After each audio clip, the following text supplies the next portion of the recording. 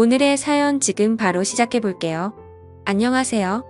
올해로 40대 초반인 호라비입니다. 아내와는 사별했습니다. 젊은 나이에 저보다 먼저 떠난 아내가 참 원망스러울 때도 있었습니다. 결국 그 상황을 받아들이지 못한 저는 정신과 치료를 다녀야 했고 결국엔 우울증으로 번져서 다니던 회사에서까지 잘리게 되었습니다. 아내가 세상을 떠나면서부터 제 인생이 송두리째 뒤집어졌지요. 한동안은 방황하면서 엄청 힘들게 지냈습니다. 직장을 그만두게 되면서 대출을 갚을 길이 막혀서 살고 있던 집을 팔게 되었습니다.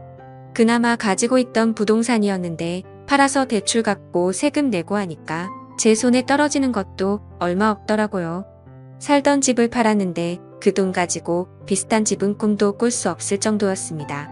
그렇게 이리저리 발품 팔다가 빌라를 하나 구하게 되었습니다.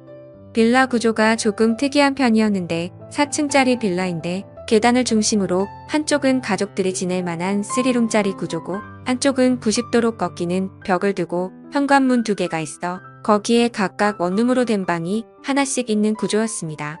근처에 대학교도 있고 대중교통도 나쁘지 않아서 혼자 사는 사람들 수요도 생각해서 집주인이 빌라를 올릴 때 머리를 썼던 것 같네요. 저도 나중에는 이런 건물 있으면 참 든든하겠다 하는 생각이 들었습니다. 3룸이야 전세로들 많이 들어오겠지만 원룸 가지고 월세 장사도 할 수 있으니까요.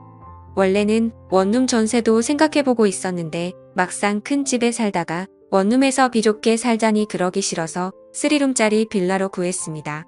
친구도 제가 지내던 아파트랑 비교해보면 낫다고 하더군요. 전에 살던 곳은 엘리베이터도 없어서 생수같이 무거운 거 들고 갈 때 고생도 하고 여러모로 먼저 살던 곳과 차이가 났습니다. 하지만 좋은 점도 있었지요. 첫 번째로 사별한 아내와의 추억이 있지 않은 곳이니 괜시리 혼자서 아내가 떠오르는 일이 사라졌습니다. 두 번째로는 아내를 잃었어도 저도 남자라고 어쨌든 인근에 직장이 많고 대학교가 있어서 그런지 새들어서 사는 젊은 여자들이 많았다는 겁니다. 대부분이 대학생이나 사회초년생인 직장인들이었기에 사실 40살 먹은 호라비인 저와 엮일 일은 없었지요. 그래도 개 중에 예의 바른 친구들은 지나가다 마주치면 저한테 밝게 인사를 해주고는 했는데 밝은 미소로 인사를 받으면 그래도 기운 없는 인생에 그나마 기운이 나게 해주는 몇몇은 저에게는 더욱 더 기운을 받았고 몇 안 되는 호강이나 마찬가지였습니다. 개 중에는 말도 트고 꽤나 친한 사이까지 되는 사람도 덜어 있었지만 아무래도 원룸 특성상 거주 목적으로 온다기보다 잠깐 거쳐가는 사람들이 더 많았으니 정이 들어도 금방 이별을 하게 되더라고요. 사람 마음이 참 간사한 게 그렇게 정을 준 사람들이랑 또 그렇게 이별을 하고 나니 마음 한구석 허운 마음을 어떻게 채울 수가 없었습니다. 그러던 어느 날 우리 집에 초인종이 울려서 현관문으로 마중 나간 그날의 그녀를 그때 처음 만나게 되었습니다. 요즘 사람 같지 않게 새로 이사 왔다며 떡을 돌리러 왔더라고요. 뭘 이런 걸 다 주나 싶어서 감사히 잘 먹겠다고 하고 너스레를 떨며 말을 건네니 그녀의 한국말이 약간 어눌하고 어색하다는 걸 느꼈어요. 아니나 다를까 그녀는 자기 자신을 교포 출신이라고 소개했고 윗집에 새로 이사 왔다고 하더라고요. 굉장히 아름다운 사람이었습니다. 같은 한국인인데도 나고 자란 나라가 다르면 인상이나 분위기도 바뀌는가 싶었어요. 나이는 저보다 조금 어려 보이지만 제 또래처럼 보였는데 두껍게 말린 웨이브에 머리카락 한 올 한 올이 눈에 들어올 만큼 건강하고 풍성한 머릿결을 가지고 있었습니다. 피부도 살짝 햇빛에 그을린 듯 까무잡잡해 보였는데 그래서 그런가 새빨갛게 칠한 입술과 웃을 때 보이는 가지런한 하얀 이빨이 유난히도 눈에 들어오더라고요. 화장하는 방법도 어렴풋이 한국 여자들하고는 많이 달라 보였고 한국인이지만 이국적이다라는 느낌을 받았어요. 아무튼 이래저래 인사를 나누는데 외국에서 와서 그런지 제잘제잘 본인의 이야기를 열심히 하더라고요. 손짓 발짓 섞어가며 어눌한 한국말로 이야기를 해주는데 그녀의 사연도 저 못지 않았습니다. 그녀는 어릴 적에 입양이 되었고 외국인 부모님 손에 자랐답니다. 그리고 한국인 남편을 만나게 되어 결혼을 했는데 남편은 불의의 사고로 미국에서 명을 달리했다고 합니다. 그런데 남편이 버릇처럼 한국이란 나라는 정말 좋은 나라라고 했다며 기회가 되면 한국에서 살아보자고 종종 이야기를 하곤 했었다고 하네요. 그녀도 저처럼 남편을 잃고 방황하다가 마음 추스르고 남편과의 약속을 지키러 혼자서 무작정 한국으로 왔다고 하는 겁니다. 원래는 한국말을 거의 못했는데 한국인 남편과 결혼 생활을 하면서 지금 정도의 수준까지 익히게 되었다고 하더라고요. 문 앞에서 대화가 어쩌다 보니 엄청 길어지게 되어서 집안이 정리가 안 되어 있긴 하지만 들어와서 차라도 한잔하겠냐고 물어봤어요. 그런데 그녀가 살짝 경계하는 표정을 짓더니 아직 이웃들한테 다 인사도 끝나지 않았고 시간이 나면 들리겠다 말하고 자리를 떠났습니다. 나중에 정식으로 꼭 좀 초대해달라고 하고 제 시야에서 사라지는데 오랜만에 나눈 또래 여자와의 대화라 그런지 그날 이후로 계속 그녀가 떠오르더라고요. 괜히 윗집에서 소음이 들리면 신경 쓰이고 참견하고 싶고 그녀와 가까워지고 싶다는 생각이 들었습니다. 아무래도 공동주택이다 보니 윗집에서 수도를 쓰고 있으면 물이 내려가는 소리가 들리더라고요. 그래서 그녀와 가까워지고 싶다는 생각이 들었습니다. 물이 내려가는 소리가 들리니 뭘 하는지 대충 예상이 갔거든요. 그렇게 저도 모르게 윗집에 누군가 살고 있는 소음에 신경 쓰며 지내니 왠지 모르게 한 집에서 같이 지내는 것 같다는 생각이 들었습니다. 같은 빌라에 사는 원룸 사는 대학생들이나 직장인들 중 개중에 친화력이 좋은 친구들은 뒤로하고 보통은 나이차가 나는 데다가 아저씨 혼자 살기 때문에 저를 좀 불편해하는 기색이 많았거든요. 그리고 1층과 2층에 사는 애딸린 신혼부부들은 저한테 신경 쓸 겨를도 없어 보였고요. 그런데 유독 그녀만이 반갑게 인사를 해주고 마주칠 때마다 웃는 얼굴로 대해주는 그녀가 너무 좋아지기 시작했습니다. 아무튼 그날도 2층에서 나는 그녀의 생활소음을 들으면서 집에서 휴식을 취하고 있는데 복도 끝에서 쩌렁쩌렁하게 집주인 아줌마의 목소리가 울리더군요. 그리고 이어서 그녀의 당황한 듯한 목소리가 들려왔습니다. 윗집에서 나는 발자국 소리에도 귀 기울이는 제가 그녀의 당황한 목소리를 그냥 지나칠 수는 없었지요. 그녀의 목소리가 들려왔습니다. 그래서 현관문을 열고 나가 무슨 이야기를 하고 있는지 들어봤더니 집주인이 그녀에게 음식물 쓰레기 분리수거를 하나도 안 할 수가 있냐고 하면서 잔소리를 하고 있더라고요. 살짝 문을 열어서 집 밖으로 나가서 은근슬쩍 집에 들어가는 척을 하다가 윗집에서 난 소리에 이끌려 궁금해서 참견하러 온 사람처럼 윗집 계단까지 따라 올라가 무슨 일이냐고 물어봤습니다. 집주인 아줌마는 짜증이 가득 나서는 요즘 일반 쓰레기에서 음식 썩는 냄새가 너무 많이 나서 보니 이 집에서 음식물 쓰레기를 일반 쓰레기에 버리고 있었다고 하면서 저한테 하소연을 하더라고요. 제가 그녀 대신에 한국에서는 살아본 적이 없어서 분리수거 같은 게 어려울 수도 있지 않겠냐고 설명해주고 그녀가 앞으로 공동생활하면서 지켜야 할 부분들은 제가 잘 알려주겠다고 말하고 집주인을 달래줬습니다.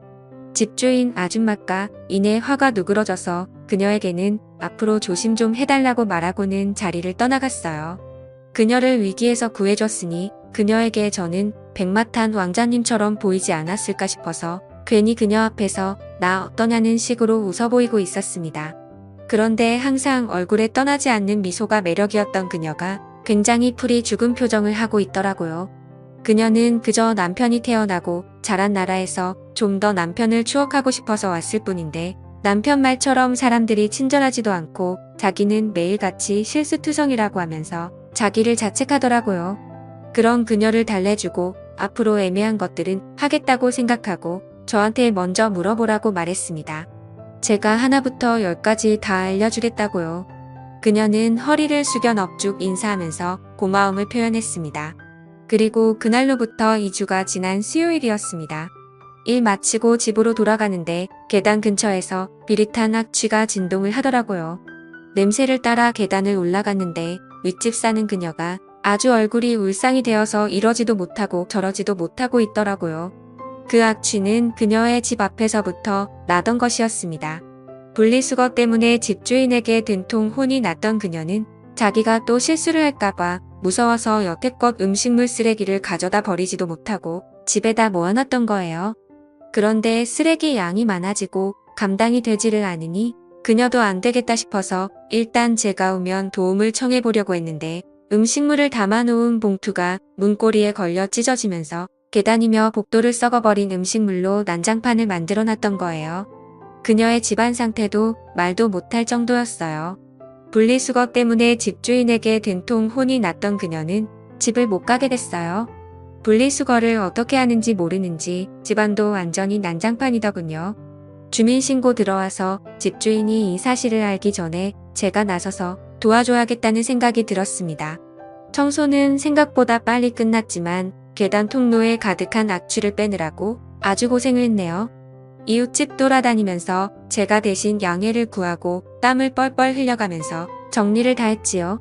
상황을 다 정리하고 집에 돌아오니 아주 녹초가 되었습니다. 오랜만에 몸을 써서 그런가 그날은 왠지 푹 자고 있었어요. 푹 잠들 수 있겠다는 생각이 들었지요. 눈이 스르르 감기고 잠에 들려는 찰나에 초인종이 울리더군요. 누군가에서 나가봤는데 그녀가 저희 집 앞에 서 있더라고요. 또 무슨 일인가 했는데 계단 통로 냄새는 다 뺐는데 막상 그녀 집에는 아직도 악취가 남아있어서 환기를 해야겠는데 그녀가 아직 냄새가 너무 심해서 못 들어가겠다고 혹시 괜찮으면 잠깐 신세를 질 수 있겠냐고 묻더라고요. 어려운 일이 아니다 싶어서 그러라고 했는데 막상 호랍이 혼자 지내는데 집에 여자가 들어오니 기분이 묘하더라고요. 그녀도 저를 매번 집 밖에서만 마주하다가 저희 집안에서 저를 마주하고 있으니 어색해하고 있었어요.